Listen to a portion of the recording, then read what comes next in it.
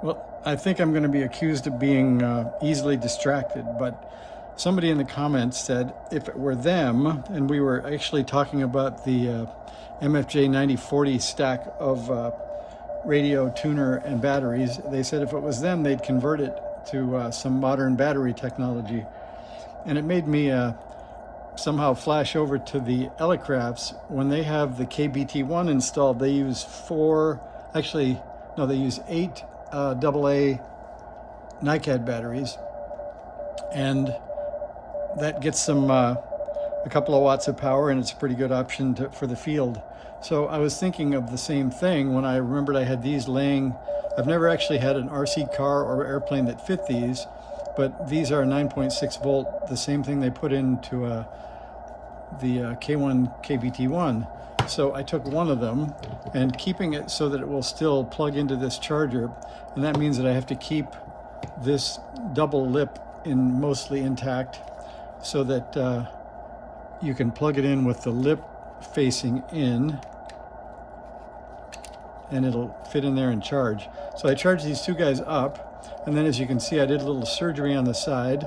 I soldered wires onto it because I don't have anything in these radios that'll work on these sort of slip-in connectors. So I've got a plus and a minus sticking out the side, and I just tie wrapped it because I thought if I glue it, sure enough, it will probably not be working. So as it turns out, it does charge. So I think it's an okay solution. And I'll show you that, so the K1 next to us is working there now, and it's working on this. So this is the battery, the same kind they use in the K2 and the KBT2. And I have power poles on both of them. So here's the power pole connector to that gel cell. So we'll turn the radio off and pull that out. And then I've got power pole to the connector on the back of the K1, and I've got power pole on this new battery that I've connected up. So I've already polarity checked it, so I know that part's okay. So we're going to power up, and I generally run 2 watts or maybe 3 sometimes with the K1s. I know they'll run up to 5, sometimes even 7, but generally it's good enough for me just to keep the battery sort of drain lower by running a couple of watts. So I do that.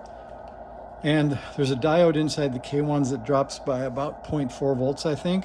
So we can first go into display mode, and we can read the battery voltage as 10.5, and I think it was 10.94 when I measured this. So it's about a 0.4 or 0.5 volt drop for that internal protection diode.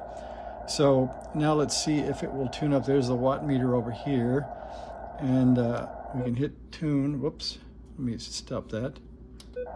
Forgot to switch to the dummy load first. Okay, now we're going to tune, and oh, sorry, I'm still on battery, so let's stop that again.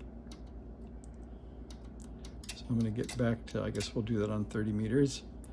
Then holding it into normal, and then S meter, and then battery. So we're still at 10.4. Okay, now we're into normal, so we're going to tune. And it says 1.0 for the dummy load. That's good. And then we hit there. It says it's, so there's 2.1 watts. And that's off this little nickel metal hydride 1600 milliamp hour 9.6 volt battery.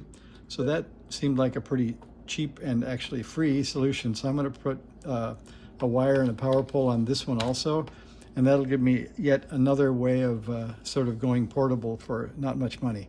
So thanks for watching.